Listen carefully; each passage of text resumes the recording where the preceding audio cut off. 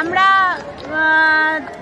ওনার নাগাল পেলাম না, সত্যি কথা। অনেকক্ষণ অপেক্ষা করার পরেও ওনার নাগাল পেলাম না। ওনাকে যথারীতি বডিগার্ড, ওনার লোকজন ঘিরে ধরেছিল। তো আমাদের যে আবেদন, যে আমরা 2022 সালে পাস করেছি, 25 পড়ে গেল, আমাদের এখনো পর্যন্ত কোনো ইন্টারভিউ নোটিশ বেরোলো না। উনি 10 লক্ষ চাকরির, সরকারি চাকরির প্রতিশ্রুতি দিয়েছেন, কিন্তু সেই প্রতিশ্রুতি উনি নিজেই রাখতে পারছেন না। উনি অনেক কিছু করছেন সাধারণ মানুষের জন্য, সবকিছু মানলাম, কিন্তু বেকারত্ব যত বাড়বে ওনার হাজার পরিকল্পনাও কিন্তু কখনো সফল হবে না।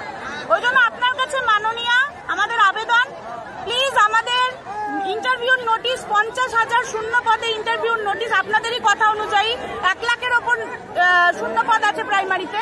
তো আমরা শুধুমাত্র 50,000 শূন্য পদ চাইছি। 50,000 শূন্য পদ দিয়ে আপনারা প্লিজ ইন্টারভিউ নোটিশটা বার করুন। আমরা আর বেকারত্বের জ্বালা সহ্য করতে পারছি না। আপনার কাছে এটাই আবেদন। বাকি ভাইয়েরা বলবে। 2017 সালের পরে 2022 সালে ডেট হয়।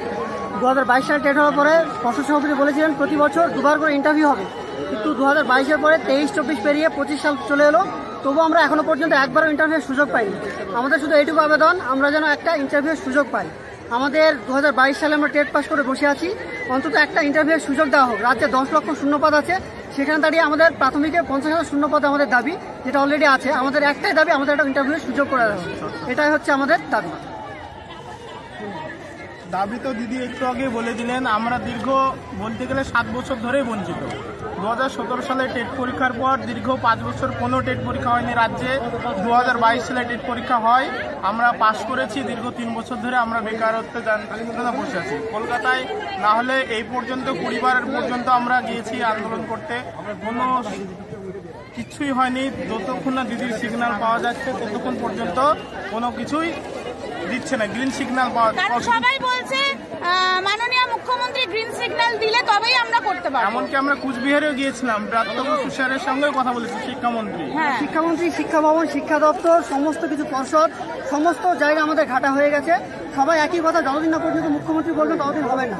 আমাদের একটাই দাবি, ওনার কাছে, উনি তো মমতাময়ী, ওনার কাছে আবেদন, প্লিজ আমাদের তো বয়সটা পেরিয়ে যাচ্ছে, এরপর তো আমরা চাকরিতেও যুক্ত হতে পারবো না। তো বয়স পেরিয়ে যাওয়ার পর তো আর কোনো লাভ হবে না। তো আমাদের বয়সটা থাকতে থাকতে আপনি যত তাড়াতাড়ি সম্ভব আমাদের 50,000 শূন্য পদে ইন্টারভিউ নোটিশটা বার করুন। আমরা কারা? 22 স্টেট।